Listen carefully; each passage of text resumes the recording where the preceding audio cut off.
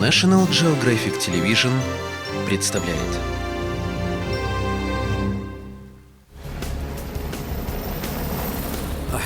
Вертолет не летает. Он силой подчиняет себе воздух.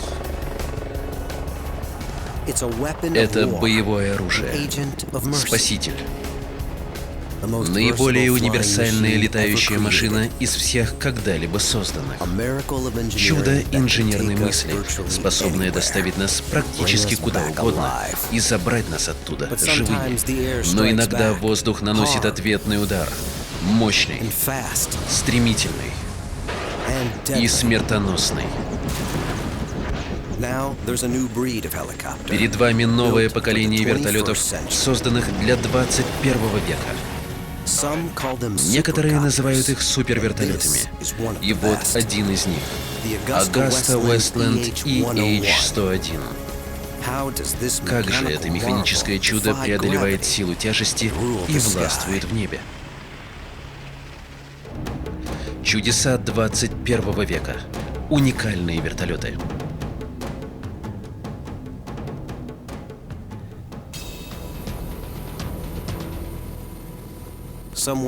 Где-то у побережья Италии тонет человек. К нему на спасение спешит один из самых совершенных вертолетов. Augusta Westland EH-101.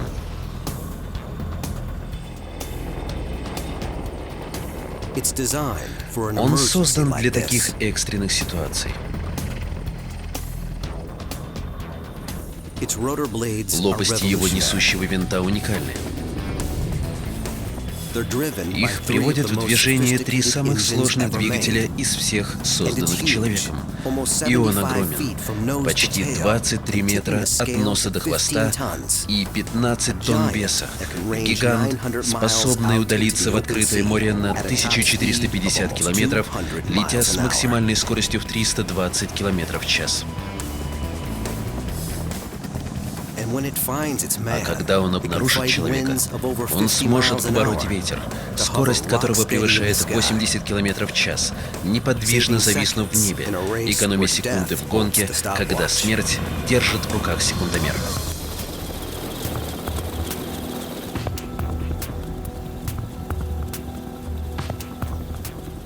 Для эскадрона ВМФ Италии летающая акула — это чрезвычайно серьезное учебное задание.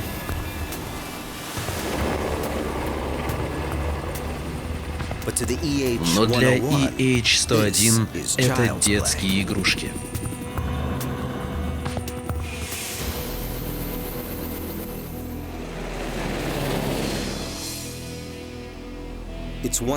Это один из супервертолетов нового поколения, которые берут приступом небеса 21 века.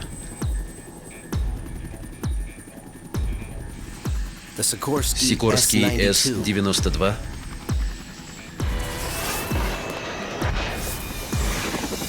NH-90 производства NH Industry и Augusta Westland EH-101.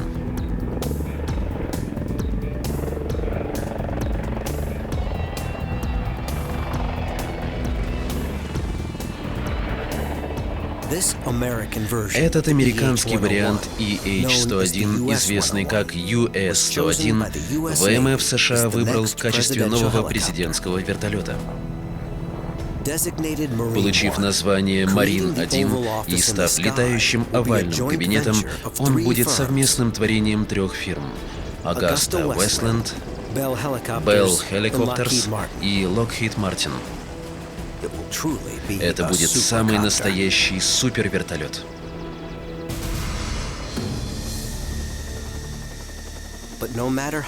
Но каким бы совершенным он ни был, полетом любого вертолета управляют три главных компонента. Это правило трех. Главный винт, двигатели и хвостовой винт.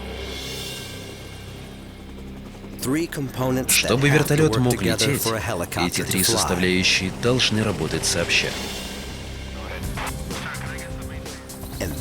И вот чего может достичь правило трех. EH-101 перемещается в воздухе словно колибри.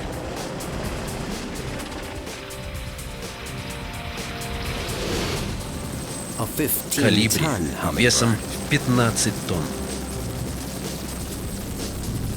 И именно потому, что такие вертолеты, как EH-101, способны делать то, что недоступно другим воздушным средствам, способны летать туда, куда больше никто не сможет полететь, способны забираться туда, куда никак иначе не доберешься, мы теперь зависим от них. Но когда хотя бы одна составляющая правила трех дает сбой, эти летающие машины превращаются в машины смерти.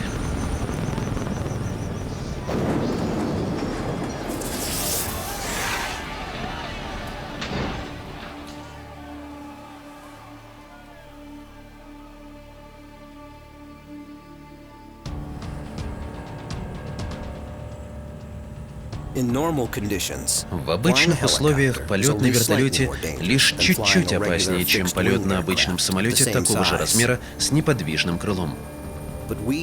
Но мы создали вертолет не для того, чтобы он решал простые летные задачи. Он создан для работы на передовой риска.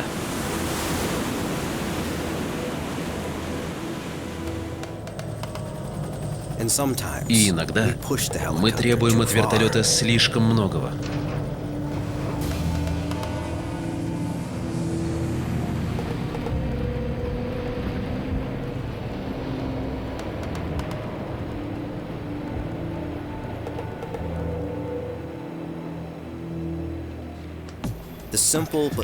Простая, но загадочная истина заключается в том, что вертолет — это летающая машина, которая не хочет летать.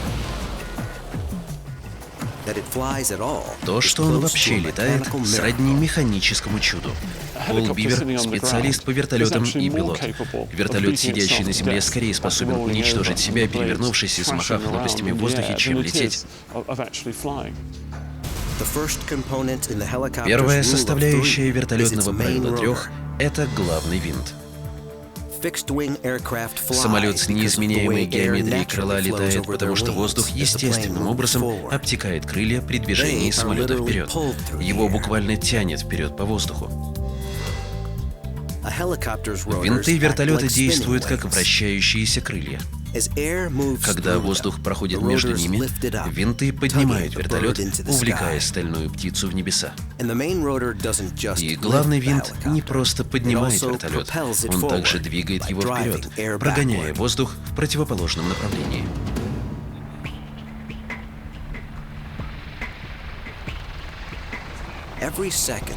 Каждую секунду полета EH-101 его массивный главный винт убирает со своего пути до 45 тонн воздуха. 15-тонное воздушное средство, подвешенное на 5 вращающихся крыльях. Главный винт EH-101 — это чудо инженерной мысли, на совершенствование которого ушли десятилетия. Но хроника винта связана не только с инженерией. Это изобретение, которое изменило историю. Ротор достиг совершеннолетия в военное время и навсегда преобразил наши небеса.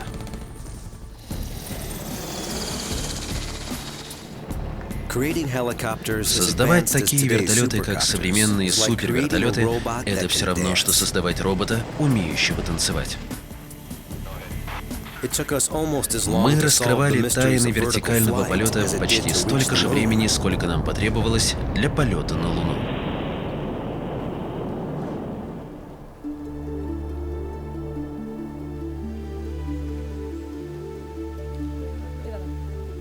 В 15 столетии, в Италии эпохи Возрождения, Леонардо да Винчи замыслил летающую машину, крутясь, уходящую в небеса, подобно шурупу, ввинчивающемуся в дерево.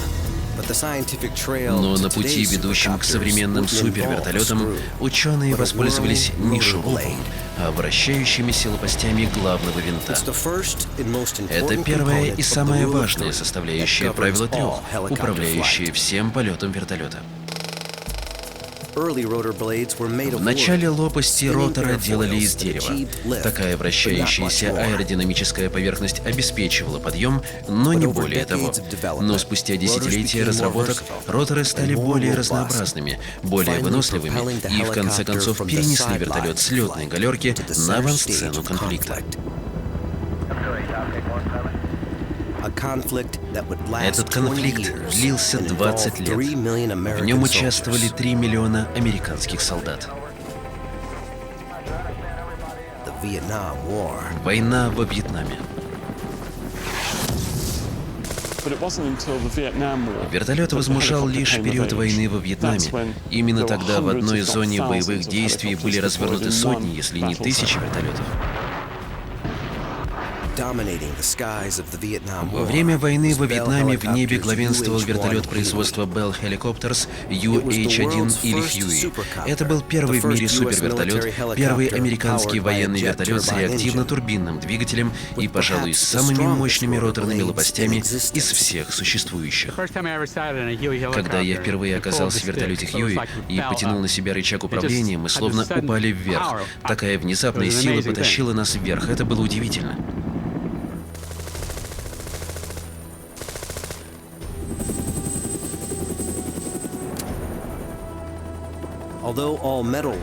Хотя цельнометаллические винты и прежде устанавливались на вертолеты, толстые лопасти Huey длиной в 13 метров 40 сантиметров установили новый стандарт выносливости.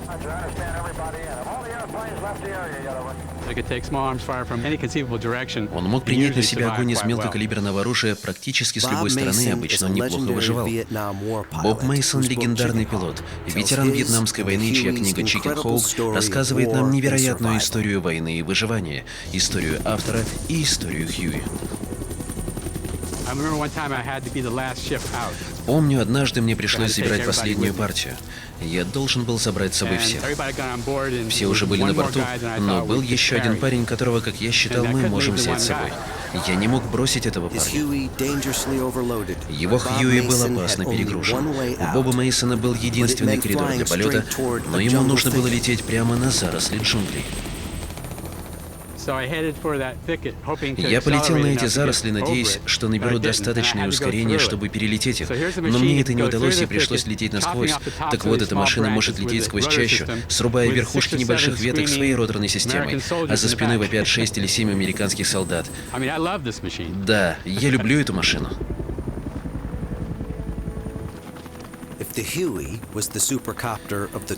Если Хьюи был супервертолетом 20 века, то EH-101 мчится за этим титулом в 21 век.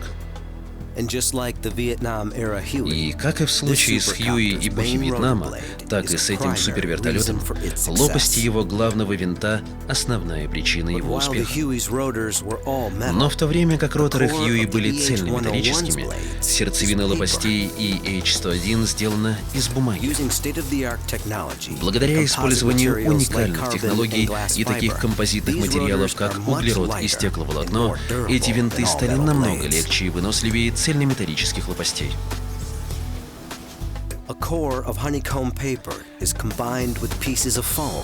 Из сердцевины из пористой бумаги в сочетании с кусками пены вырезают детали точных размеров. Их оборачивают слоями композитного волоконного материала. Затем запекают в камере высокого давления, чтобы они стали твердыми, как сталь. Отделанные титановой кромкой, эти лопасти полностью готовы к бою.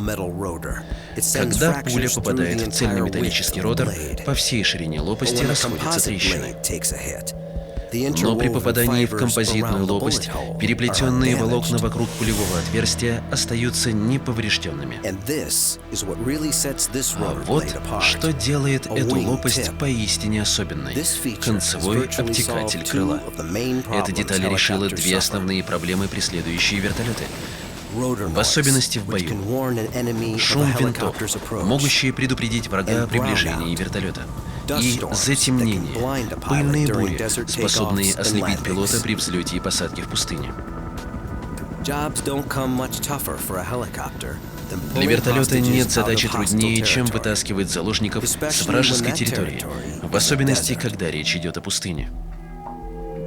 И среди миссий по спасению заложников нет более злосчастной, чем неудачная миссия 1980 года Desert One по спасению американских граждан, захваченных в Иране. Она стала для вертолета адом в пустыне, завершившимся смертью 8 американских военнослужащих. Но если бы эту миссию пришлось выполнять сегодня, на одном из супервертолетов нового поколения, ее финал мог бы быть другим. Одним из серьезнейших изъянов вертолета во время таких спасательных операций, как Desert One, является шум, создаваемый его роторами.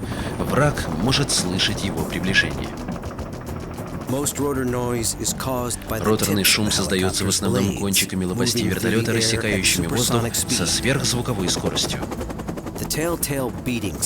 Знакомый ритмичный звук — это в действительности серия звуковых мини-хлопков, вызываемых кончиками винта.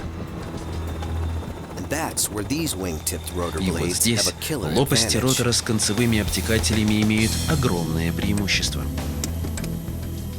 Крылообразная форма позволяет кончикам винта вращаться медленнее, одновременно добиваясь такой же подъемной и тяговой силы. Так как кончики винта не создают эффект сверхзвукового хлопка, пилоты, летавшие в бою на EH-101, говорят, что в полете это один из самых тихих вертолетов. Одна из наших самых главных проблем — это обнаружение.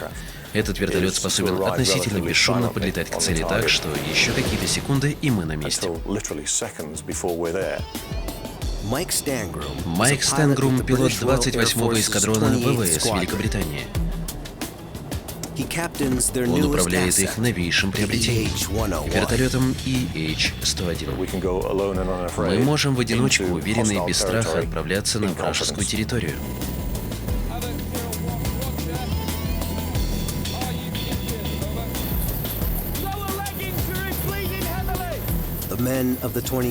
Военнослужащие 28-го эскадрона без устали готовятся к спасательным операциям в тылу врага. Своевременность, позиционирование и скорость должны идеально сочетаться.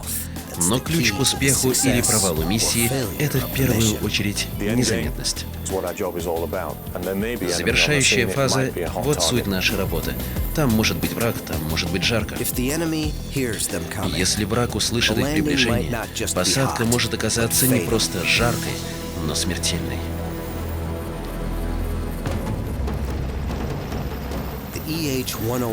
Винты с концевыми обтекателями позволяют EH-101 практически незаметно доставлять отряд спасателей по вражескому небу.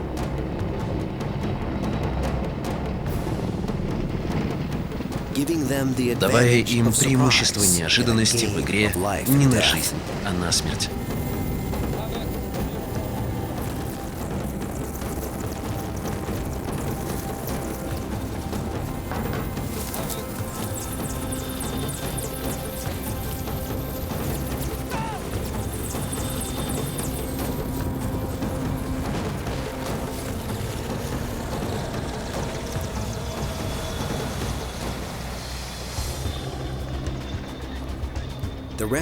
Спасательный отряд находит свою цель. Рапира-1 — это Гарвард-01, проверка связи, прием. И вызывает ведущий EH-101, чтобы забрать людей. Гарвард-01, порядок.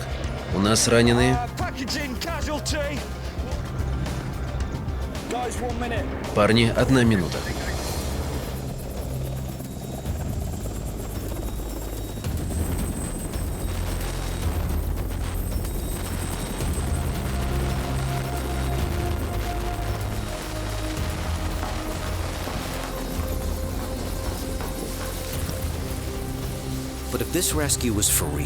Но если бы это была настоящая спасательная операция, и если бы она проходила в пустыне, на подобной миссии Desert One в Иране, вертолету и его пассажирам угрожало бы нечто столь же опасное, как и вражеский огонь.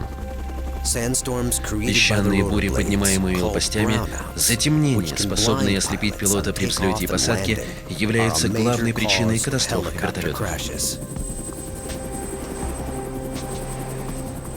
Но роторы EH-101 с концевыми обтекателями обходятся с пустынными песками так, как того не ожидали даже их разработчики.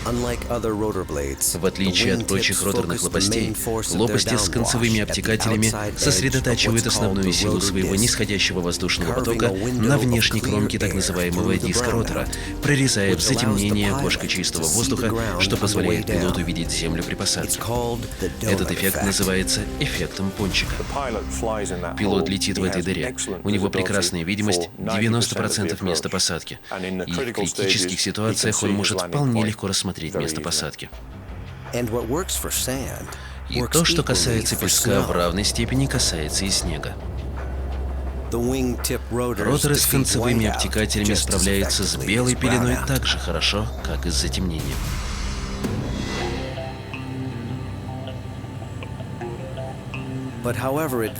Но каким бы совершенным ни был ротор EH-101, он был бы беспомощен без того, что находится у него под капотом и на хвосте.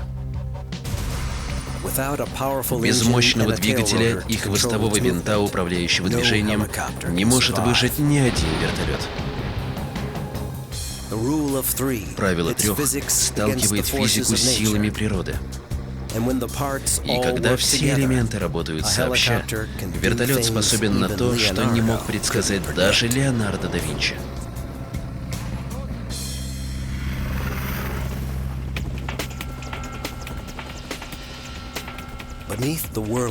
Под вращающимися лопастями EH-101 покоится пульсирующее сердце этой летающей машины.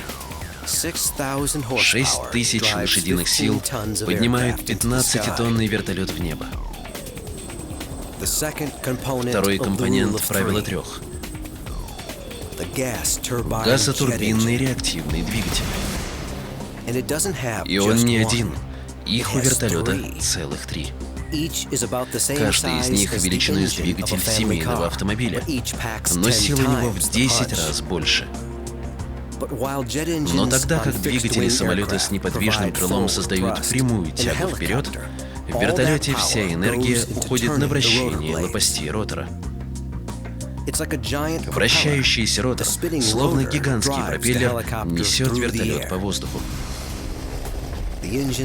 Задача двигателя — поддерживать совершенно одинаковую скорость вращения ротора, несмотря на силу ветра или действия вертолета.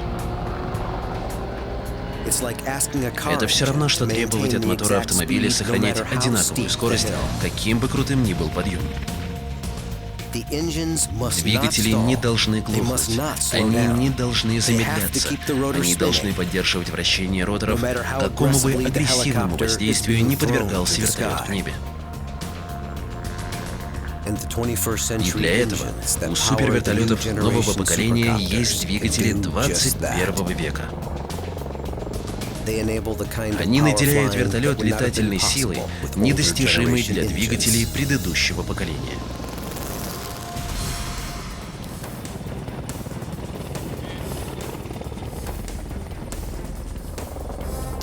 28-й эскадрон британских ВВС вылетел на учебное задание. Их цель — подкараулить и перехватить мчащуюся машину. Эти люди играют роль убегающих террористов. Расположившись высоко в небе, EH-101 совершает почти вертикальное пике.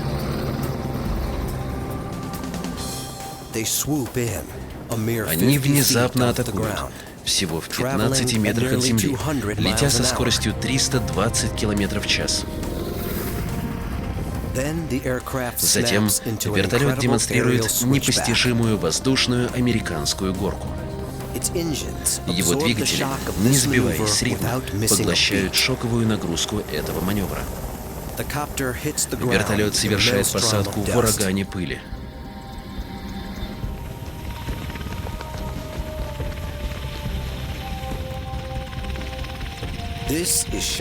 Подобный шок и гроза в вертолетном стиле призваны испугать и сбить с толку цель, которую нужно перехватить, а также позволить схватить и задержать ее группе спецназовцев, которые выскакивают из брюха летающего зверя.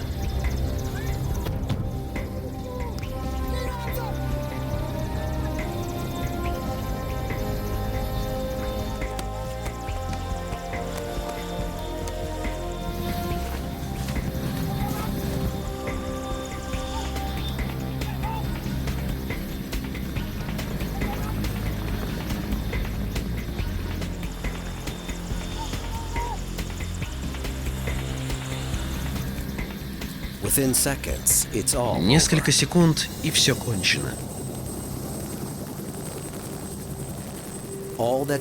Осталась только пустая машина и пустое небо.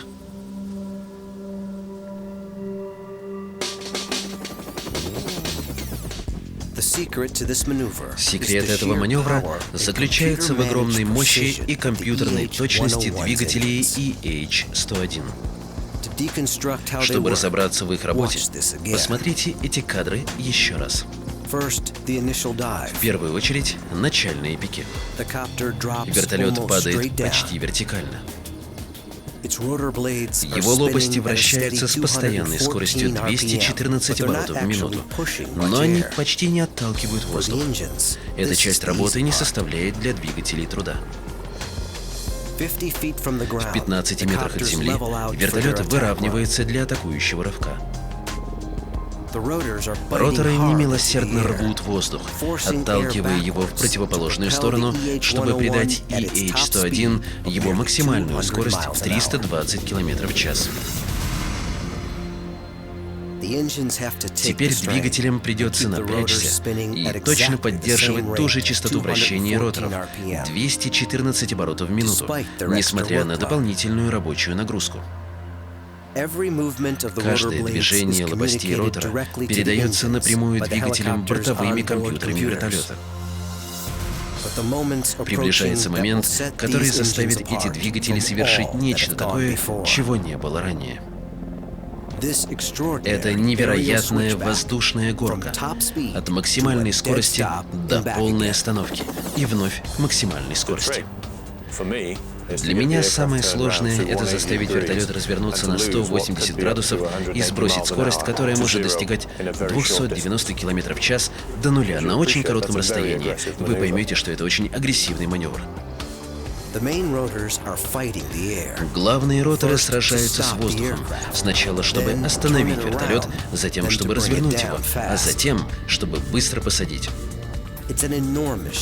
Лопасти ротора испытывают колоссальную нагрузку, и она передается напрямую двигателю. Если двигатели заглохнут, как это случалось с двигателями прежнего поколения, 15-тонный вертолет упадет на землю. Но двигатели EH-101 поглощают стресс от американской горки и поддерживают постоянную частоту вращения роторов, выдерживая жесткий поворот на 180 градусов. А если один из двигателей EH-101 будет подбит или сломается, бортовые компьютеры предупредят оставшиеся два двигателя, что нужно восполнить разницу в мощности, дабы позволить вертолету не только продолжить полет, но и продолжить свою миссию. Командир звена Энди Тернер, командир 28-го эскадрона, кавалер Ордена Британской империи. Конечно, на поле боя это серьезная подстраховка и надежность, потому что ты можешь получить боевые повреждения, можешь потерять двигатель, но все равно ты продолжишь свою миссию. Большую часть груза, который поднимали ранние вертолеты, в реальности составляли их тяжелые и не слишком мощные поршневые двигатели. В 50-х годах 20 века разработка более легкого, но куда более мощного газотурбинного реактивного двигателя позволила вертолетам поднимать намного больше груза.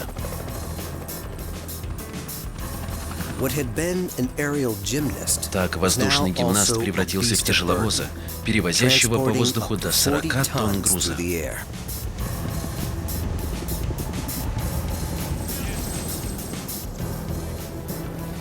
хотя EH-101 не создан быть тяжеловесом, он все же может перевезти в своем грузовом отсеке грузовик или группу из 50 эвакуируемых.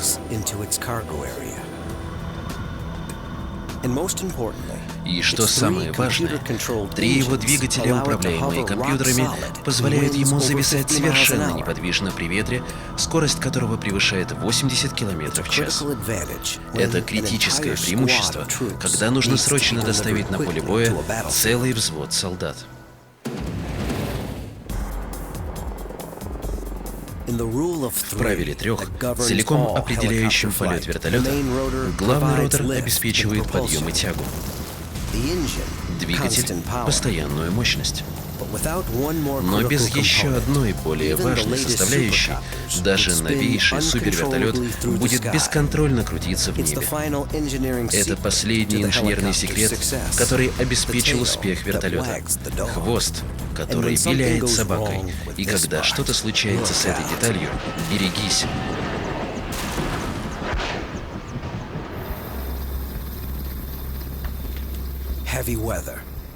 Плохая погода, высокооктановое топливо. 15-тонный вертолет завис над палубой военного судна, вышедшего в море.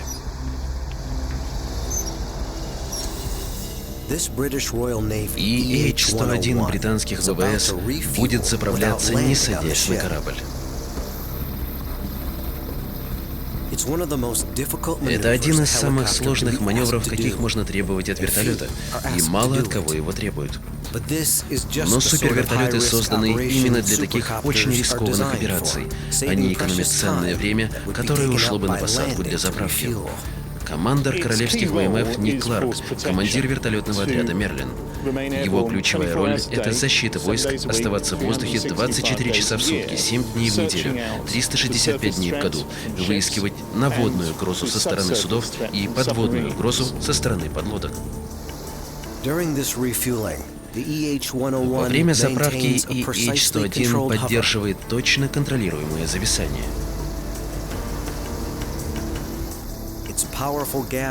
Его мощные газотурбинные двигатели приводят в движение 5 самых совершенных лопастей из когда-либо созданных, неподвижно удерживая его в воздухе. Но направляет его все ближе и ближе к судну и ждет подачи топливного шланга третья составляющая правила 3, определяющего полет вертолета — вращающийся хвостовой винт. Судно весом в 5000 тонн и 15-тонный вертолет теперь соединены топливным шлангом, в котором легко воспламеняющееся авиационное топливо. Здесь нет места для ошибки.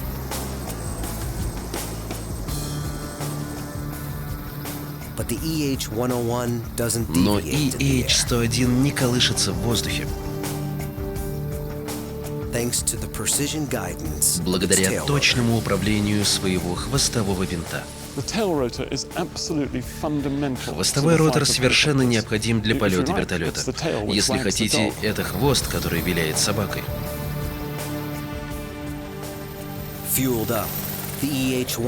Заправленный EH-101 отправляется на задание для испытания одной из основных боевых функций, для которых он создан — охота и уничтожение вражеских подлодок.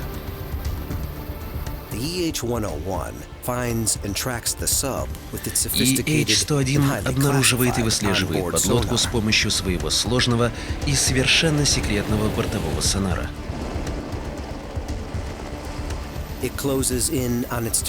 Он сближается со своей целью и зависает на месте.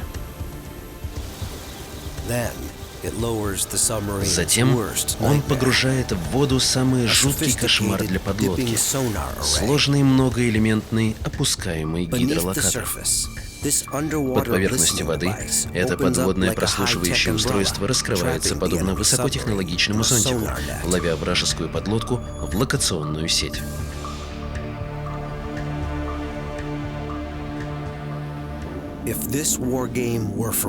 И если бы это были не военные игры, а реальные ситуации, загнанная в угол подлодка подверглась бы потенциально смертоносной атаке, попав на прицел одной из 4 наводящихся торпед «Стингрей» из арсенала EH-101. В нем также могут быть сложно устроенные глубинные заряды, равно как и противолодочные ракеты для предельно малых высот, способные подбить вражеский корабль. Но чтобы одержать победу в этой военной игре, EH-101 полагается на свой хвостовой винт, который направляет его по небу. Задача хвостового винта — уравновешивать и контролировать мощную вращательную силу, которую создают лопасти главного ротора EH-101. Главный ротор хочет вращать корпус вертолета в одну сторону, а хвостовой ротор гонит воздух в противоположном направлении. Контролируя объем воздуха, выталкиваемого хвостовым ротором, пилот использует его в качестве руля, чтобы направлять вертолет по небу. Из всех преград, которые пришлось преодолеть конструкторам первых вертолетов, пожалуй, самой сложной задачей было предотвратить вращение вертолета вокруг оси своего главного ротора. Первым решением были 2 ротора, вращающиеся в противоположных направлениях. Затем возникла система двойного ротора, в которой вращение одного комплекта лопастей компенсировало вращение другого. Так был найден ответ, который наделил такие вертолеты, как Boeing Chinook, большими подъемными способностями по сравнению с большинством однороторных машин.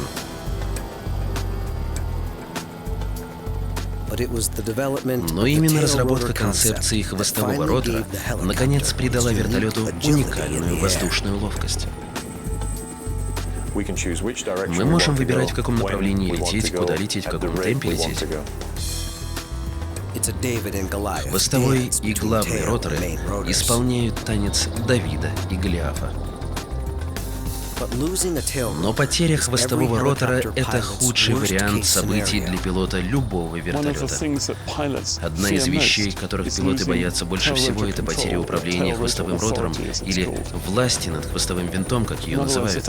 Иными словами, если этот хвостовой винт будет шалить, вы не сможете лететь по прямой. Вертолет будет шатать, и, к сожалению, мы часто видели, как это приводит к катастрофе.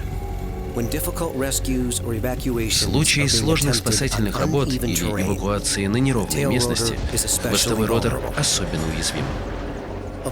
Из 3 составляющих, удерживающих вертолет в воздухе, это обычно находится наиболее близко к земле.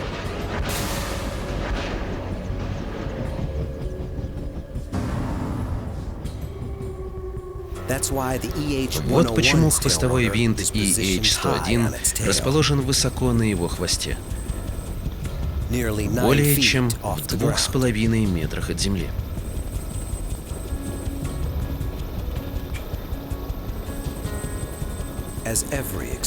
Каждый опытный пилот знает, что, потеряв управление хвостовым ротором даже на мгновение, можно запросто потерять контроль над вертолетом и, возможно, свою жизнь, когда крутящийся вертолет устремится навстречу катастрофе.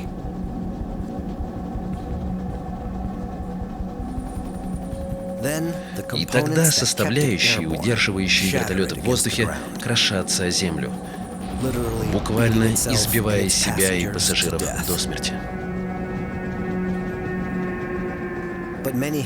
Но часто крушения вертолетов случаются тогда, когда мы требуем слишком многого от этих уникальных летающих машин.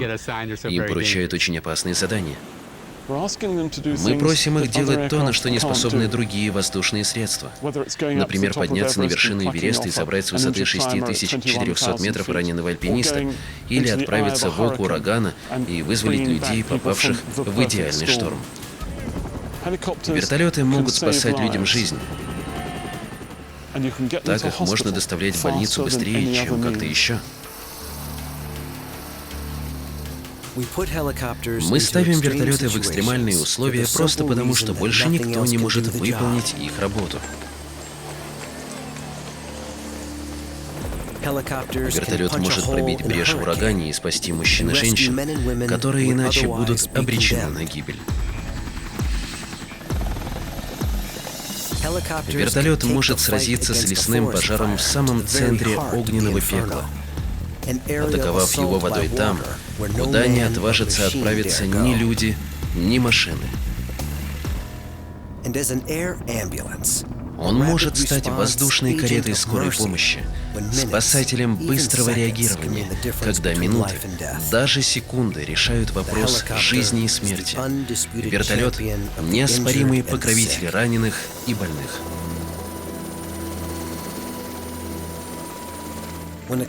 Когда случается такая катастрофа, как цунами в Южной Азии, в результате которой миллионы людей оказываются среди разрухи, где нет дорог и аэродромов, только вертолет может принести им с небес помощь и спасение.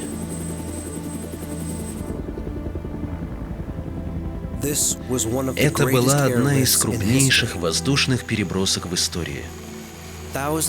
Тысячи тонн гуманитарной помощи доставлялись в самые недоступные уголки Земли, спасая жизни тысяч мужчин, женщин и детей.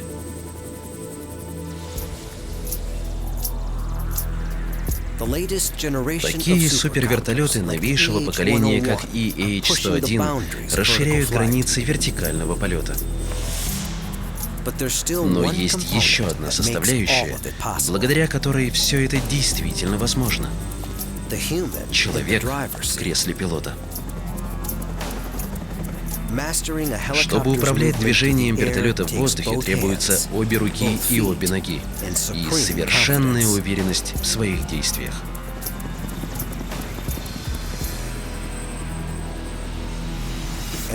И в случае с супервертолетом ценой в десятки миллионов долларов ошибка недопустима.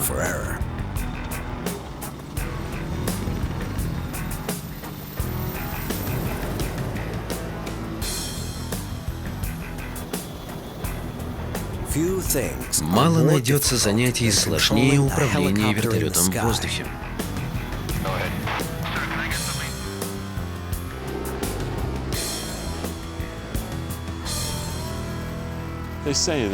Говорят, что если ты можешь с закрытыми глазами подпрыгивать, одновременно гладить свой живот по часовой стрелке, а свою голову против часовой стрелки, тогда ты можешь управлять вертолетом. Именно пилот вертолета превращает простую машину в ангела-спасителя или в орудие возмездия. Правило трех. Главный винт, газотурбинный двигатель и хвостовой винт позволяют вертолету летать.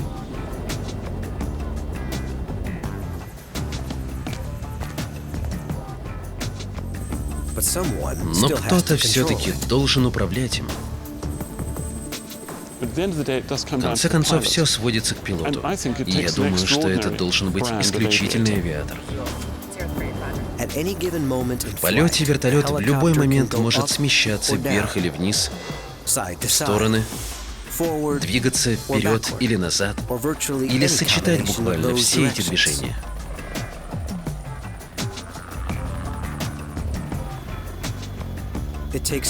Нужна уникальная координация и концентрация, чтобы просто удержать вертолет в воздухе.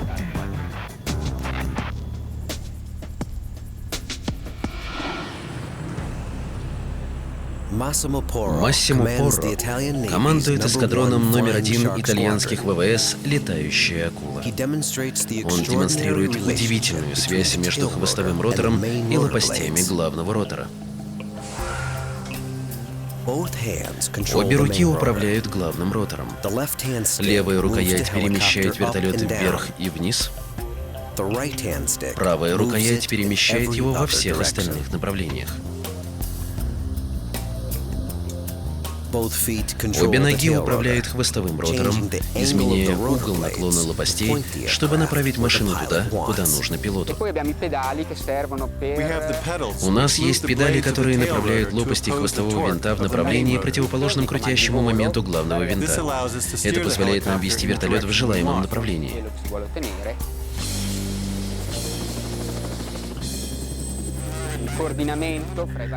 Но это нужно делать весьма скоординированно, потому что в сравнении с самолетом с неподвижным крылом, вертолет обладает врожденной неустойчивостью.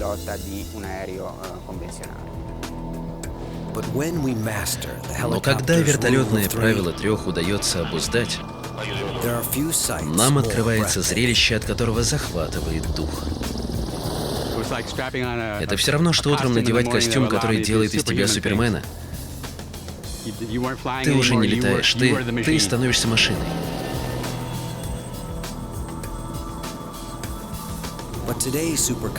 Но современные супервертолеты — это уже не просто вертолеты. В кабине этого EH-101 британских ВВС находится сложный командный центр. Он может руководить сражением на суше и на море.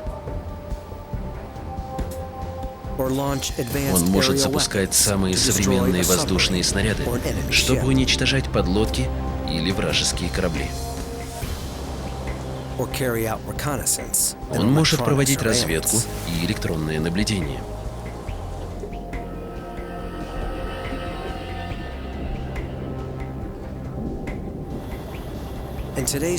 Современные супервертолеты столь технологически развиты, что даже способны летать сами. Мощные бортовые компьютеры EH-101 управляют одной из самых сложных систем автопилота из всех, что ставились в летательные аппараты. Автопилот даже может сделать так, чтобы этот 15-тонный вертолет завис на высоте в 12 метров и двигался параллельно плывущему судну, да так, что пилоту вообще не нужно будет прикасаться к рычагам управления. В бою автопилот может во многом взять на себя сам полет, а пилот сосредоточится на цели миссии. Но в конце концов, мозгом машины все равно должен быть человек. Каким бы мудреным ни был автопилот, только человек может посадить EH-101.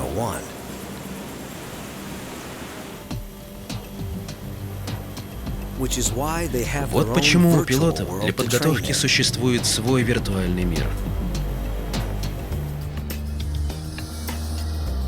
Один из наиболее совершенных тренажеров на планете.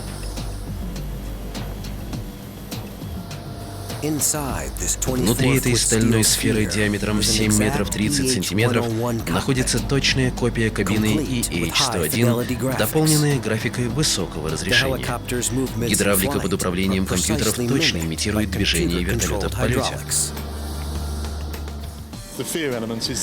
Поверьте мне, элемент страха присутствует, когда ты рядом с судном, когда ты ночью в слякоть пролетаешь последние 800 метров до летной палубы, а судно бросает и качает, и тактическое освещение минимально.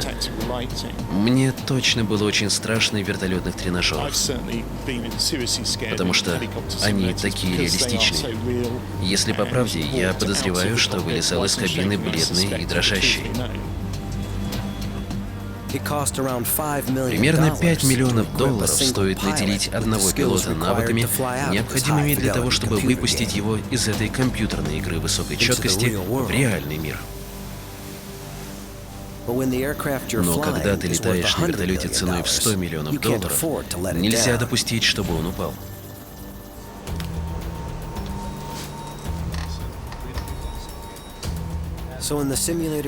Поэтому в комнате управления тренажером инструкторы разрабатывают для пилотов кошмарные сценарии, экстренные ситуации, которые слишком опасны для того, чтобы воспроизводить их с настоящим EH-101. Мы можем сымитировать серьезную поломку основных систем и аварийную посадку. Пожалуй, самое сложное — это работать при отказе основных систем, продолжить полет и вернуться на судно, до которого больше 300 километров. Может быть, на 2 двигателях с отказавшими системами навигации. Тренировки никогда не прекращаются. Даже самым опытным пилотам нужно набирать необходимые часы на тренажере, чтобы поддерживать свое мастерство в управлении EH-101.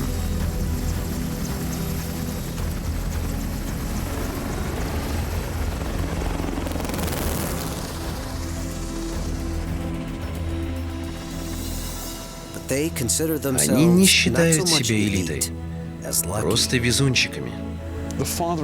Отцу вертолета Леонардо да Винчи понравилось бы летать на этом вертолете. Прямо видишь, как он говорит: «Ну, что я вам говорил? 500 лет назад я вам говорил, что это возможно». И вот он, идеальный вертолет.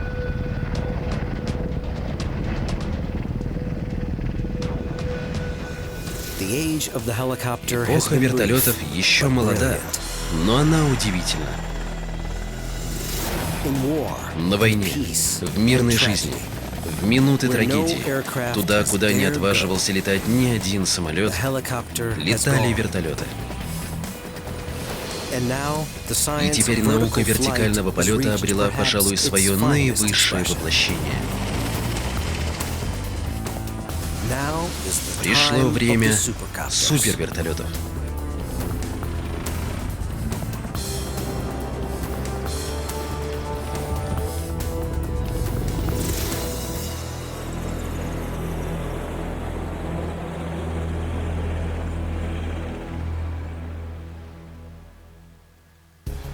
Продюсер и автор сценария Гаррет Харви.